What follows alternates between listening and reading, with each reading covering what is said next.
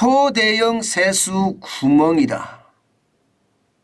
쉽게 말하면요, 작년에 올해 세수가 얼마나 거칠지를 추계를 합니다.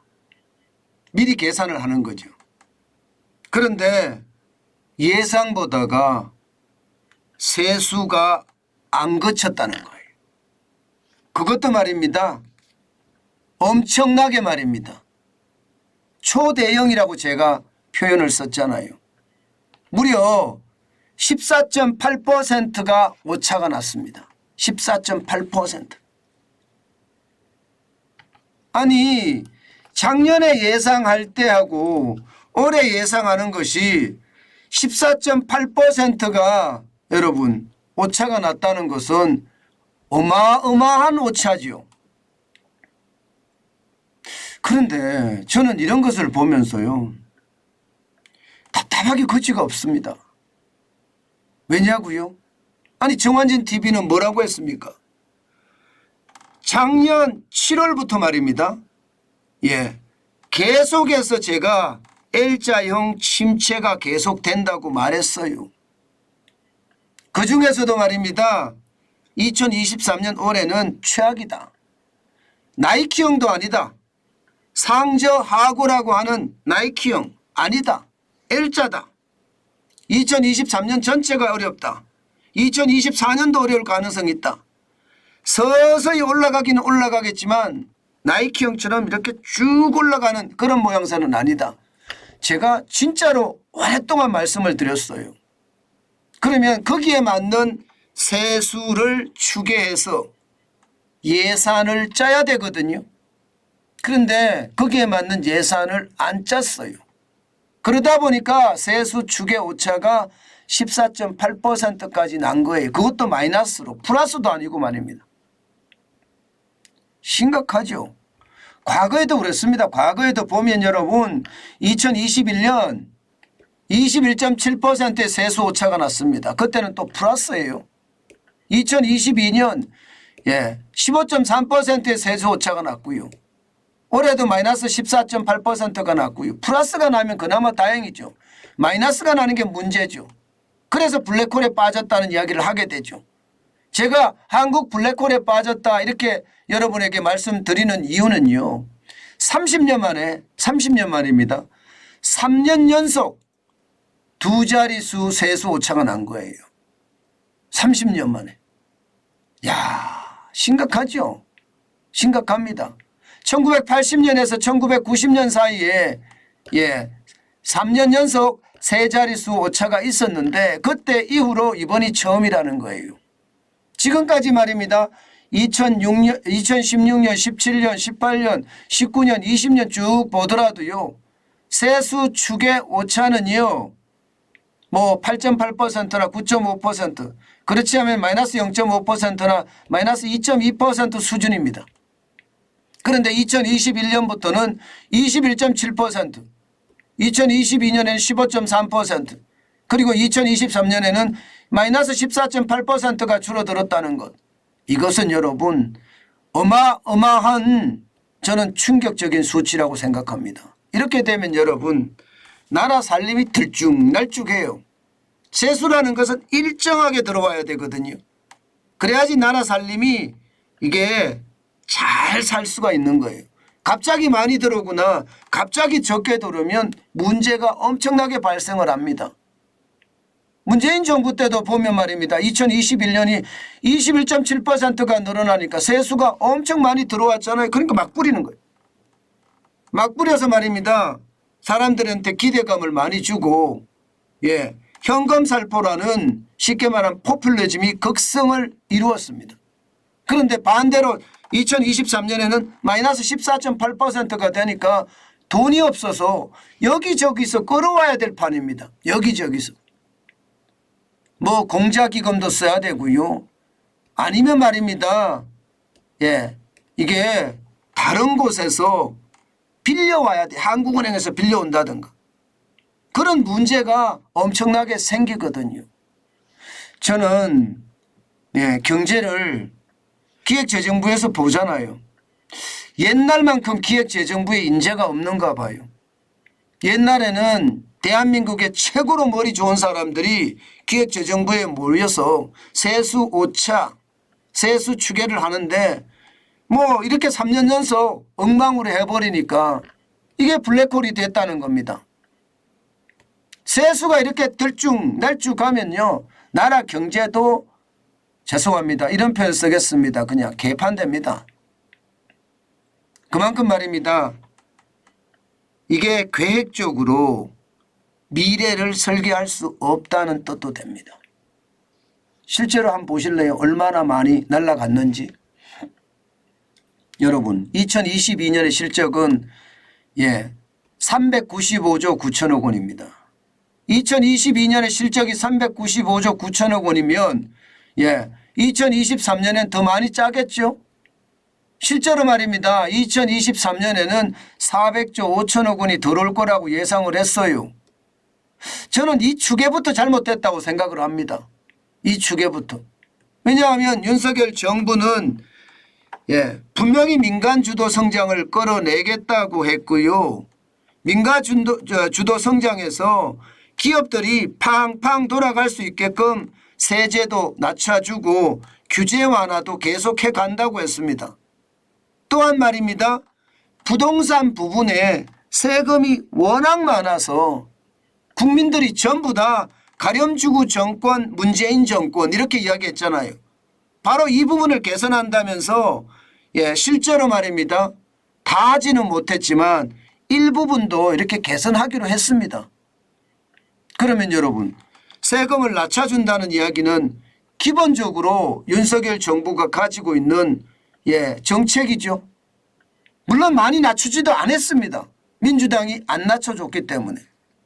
여기에다가 경기는 침체될 거라는 것을 이미 정부에서도 이야기를 했었어요.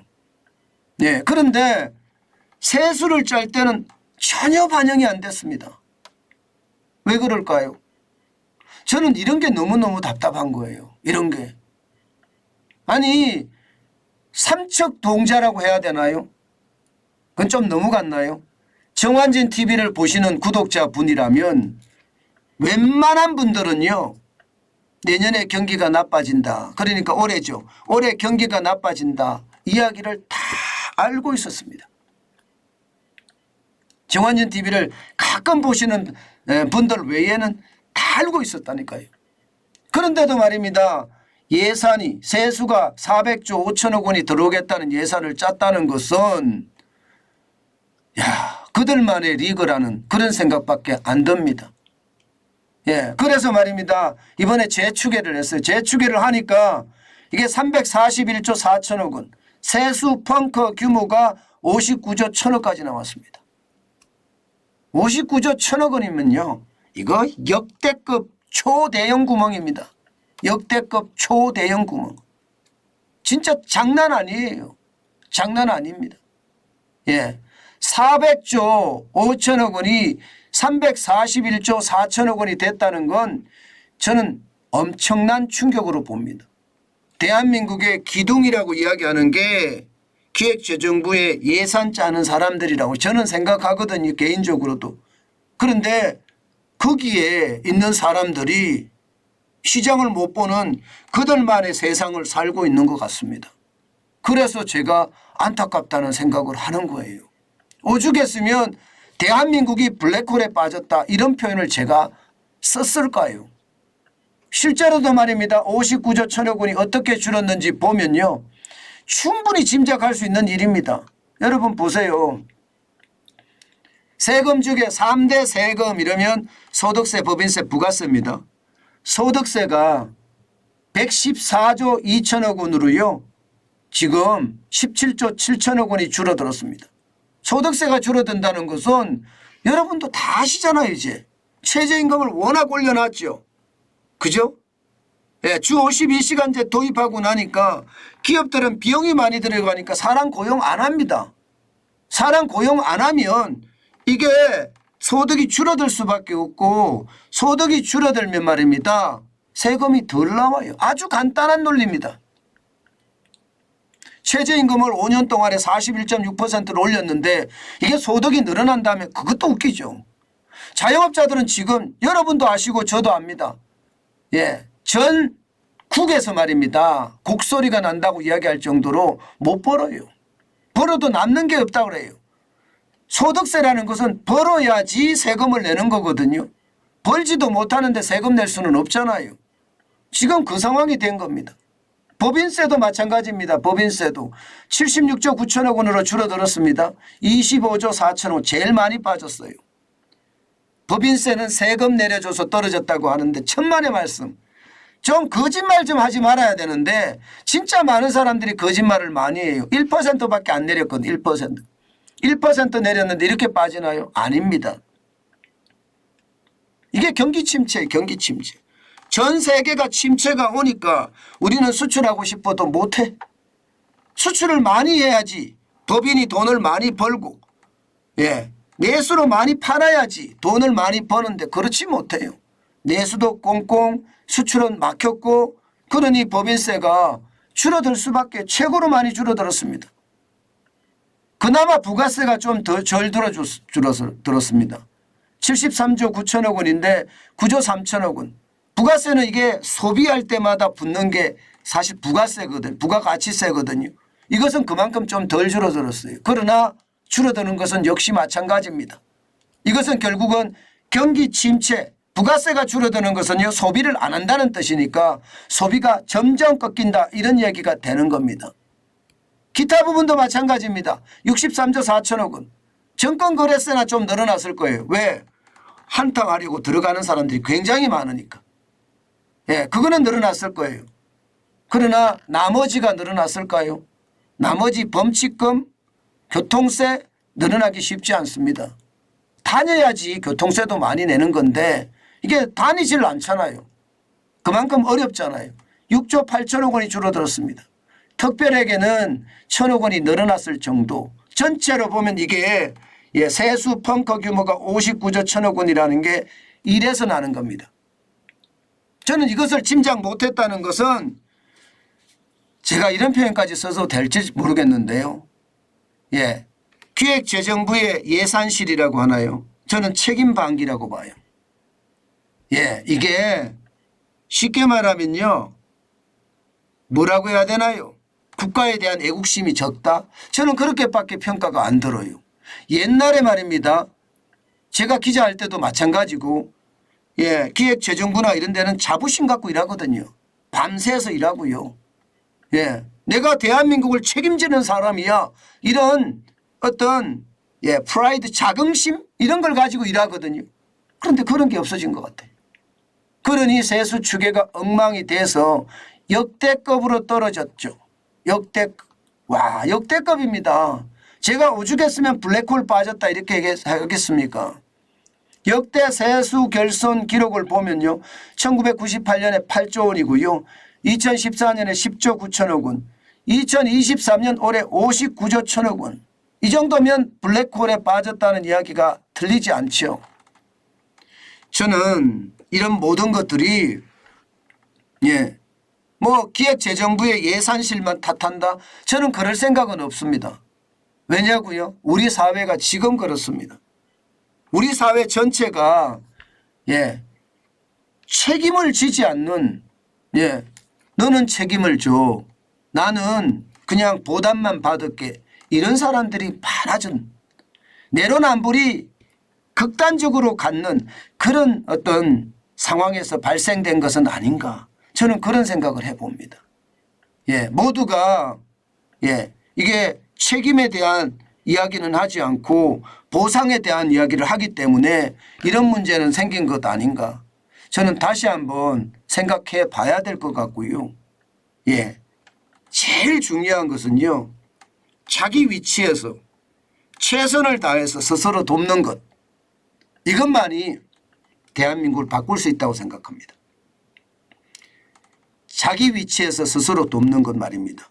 지금 기획재정부가 그것도 예산실에서 저는 최소한 스스로 자기를 도왔다면 59조 1천억 원이라는 이런 초대형 세수 펑크가 나지는 않았을 거라고 저는 봐요. 그만큼 말입니다. 책임감이 날아가 버린 그런 어떤 상태에서 발생된 것은 아닌가. 참 안타깝다 생각을 합니다. 지금이라도요. 과거에 말입니다. 제가 꼰대 이야기라고 이야기하겠지만 한 말씀 드리겠습니다. 충효라고 했습니다. 나라에 충성하고 부모에 효도하는 것이 대한민국인의 도리다 이 말입니다. 저는 그 말이 다시 한번 우리 가슴속에 와 닿아야 될 것 같아요. 저는 꼰대 소리라고 들어도요. 그 말은 꼭 하고 싶어요. 충효라는 거 말입니다. 그것이 결국은 우리나라를 바꾸지 않겠느냐 그런 생각 또 한번 해봅니다. 참 안타깝죠. 세수가 이렇게까지 펑크가 난다는 것이 아마도 말입니다. 여러분들이 보시기에도 안타깝기 그지없을 겁니다. 아마 어느 누가 보더라도 말입니다. 그 안타까움은 말로 표현하지 못할 겁니다.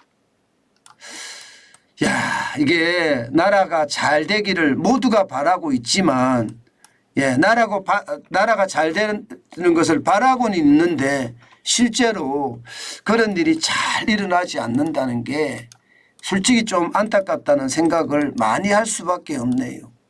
언젠가 좋아지겠지가 아니거든요. 저는 언젠가 좋아지겠지는 없다고 생각합니다. 지금 좋아져야 돼. 지금 좋아져야지 언젠가는 안 좋아집니다.